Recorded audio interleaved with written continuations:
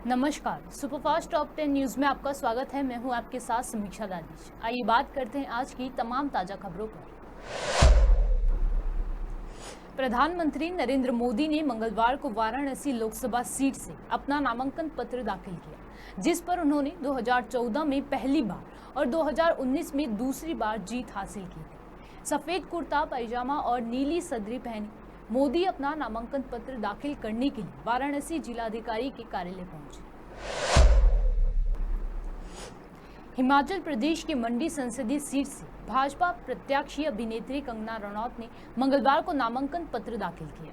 नामांकन दाखिल करने से पहले कंगना ने रोड शो भी किया। इस दौरान नेता प्रतिपक्ष जयराम ठाकुर, प्रदेश भाजपा अध्यक्ष डॉक्टर राजीव बिंदल व अन्य भाजपा नेता भी मौजूद थे।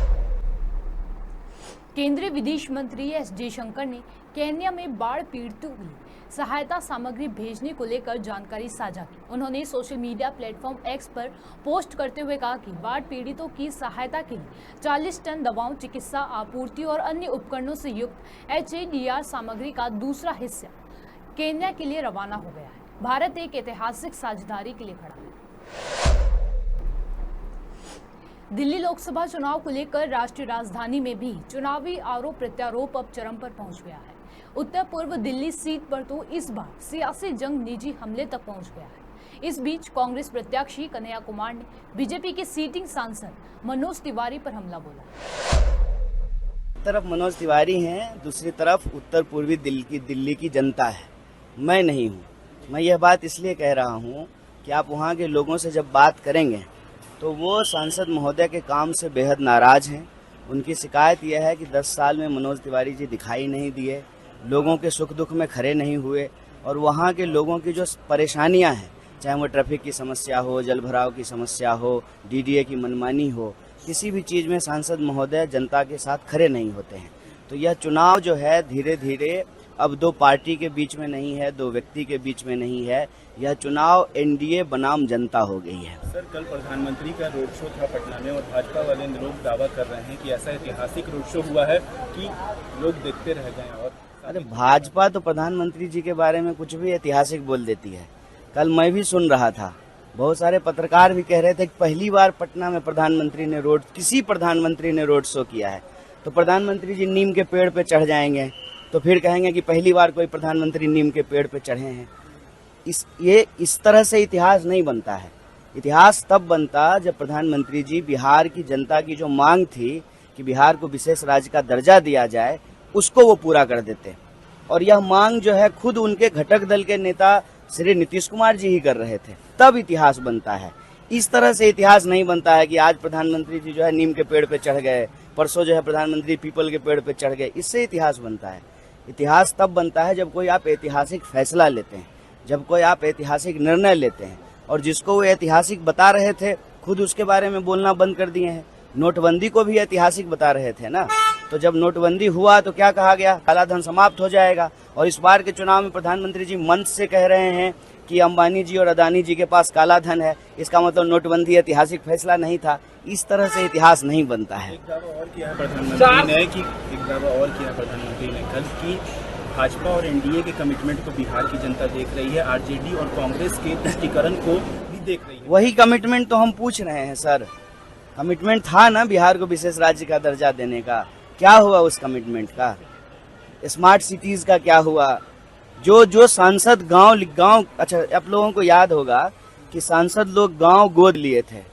तो मेरा आपसे आग्रह है, एक बार इस देश के लोकतंत्र के लिए, लोगों के लिए एक बार उन गांवों को जाकर के दिखा दीजिए कि जो गांव ये लोग गोद लिए थे विकास के नाम पर, वो विकास गोद में ही है कि जो है पैदल जम्मू कश्मीर में प्रशासन ने आतंकी फंडिंग के खिलाफ बड़ी कार्यवाही की है। आज सुबह केंद्रीय रिजर्व पुलिस बल, स्थानीय पुलिस और राज्य जांच एजेंसी ने आतंकी फंडिंग को लेकर अनंतनाग, शोपियां और कुलगाम सहित दक्षिण कश्मीर में कई स्थानों पर छापेमारी की। लोकसभा चुनाव की सियासी सरगर्मी के बीच आम आदमी पार्टी के राज्यसभा सदस्य स्वाति मालीवाल ने मुख्यमंत्री अरविंद केजरीवाल व उनके निजी सचिव विभव कुमार पर सोमवार को गंभीर आरोप लगाते हुए सनसनी फैला दी। सोमवार सुबह 9 बजे मुख्यमंत्री आवास पहुंची स्वाति ने कुछ देर बाद ही मुख्यमंत्री आवास से PCR कॉल कर पुलिस को सूचना दी कि मुख्यमंत्री के कहने पर विभव कुमार ने उन्हें बुरी तरह से पीटा है। इतना ही नहीं, मुख्यमंत्री आवाज से रोते हुए वे बाहर आई। स्वाति एक ऑटो में बैठकर सिविल लाइंस थाने भी पहुंच गई। उन्होंने एसएचओ को आप बीती बताई, लेकिन आपस आकर लिखित शिकायत देने की बात कहकर लौट गए। मुंबई में सोमवार को धूल भरी आंधी के कारण घाटकोपर इलाके में एक विशालकाय होर्डिंग यानी कि बिलबोर्ड गिरने से बड़ा हादसा हो गया। इस घटना में मरने वालों की संख्या मंगलवार तड़के बढ़कर 14 हो गई और कम से कम 74 लोग घायल हो गए। होर्डिंग के नीचे फंसे लोगों को रेस्क्यू करने के लिए एनडीआरएफ की टीमों ने रात भर बचाव अभियान चलाया। अधिकारियों का कहना है कि होर्डिंग का निर्माण नगर निकाय की अनुमति के बिना किया गया था। गुलाम कश्मीर में पिछले कुछ दिनों से पाकिस्तान सरकार और प्रदर्शनकारियों के बीच हिंसक झड़प चल रही है। गेहूं के आटे और बिजली की बड़ी कीमतों से परेशान जनता सड़कों पर उतर आई है। प्रदर्शनकारियों ने इलाके में चक्का जाम कर दिया। प्रदर्शनकारियों के बीच झड़प में एक पुलिसकर्मी की मौत हो चुकी है। गुलाम कश्मीर में हो रही हिंसक झड़प का असर ब्रिटेन में भी दिख रहा है। गाजा में इजरायली सेना उत्तरी भाग में और भीतर घुस गई है, जबकि दक्षिण में इजरायली टैंक और सेना रफा जाने वाले हवाई पर आगे बढ़ रही है। गाजा के कई इलाकों में हमास और इस्लामिक जिहाद की लड़ाके पुनः संगठित हो गए हैं। इसके परिणाम स्वरूप लड़ाई फिर तेज हो गई है। सोमवार को गाजा में विभिन्न स्थानों पर कुल 57 लोग मारे गए। सोमवार को दिन भर खिल रही तेज धूप के चलते दिल्ली के तापमान में भी तेजी से इजाफा देखने को मिला। 6 इलाकों का अधिकतम तापमान 42 डिग्री के पार पहुंच गया। नजफगढ़ का सबसे गर्म इलाका रहा। यहाँ का अधिकतम तापमान 43.3 डिग्री दर्ज किया गया है। पिछले 3 से 4 दिनों से दिल्ली के मौसम पर एक पश्चिमी विक्षोभ और उसके साथ जुड़े चक्रवाती परिसंचरण का प्रभाव देखने को मिल रहा था।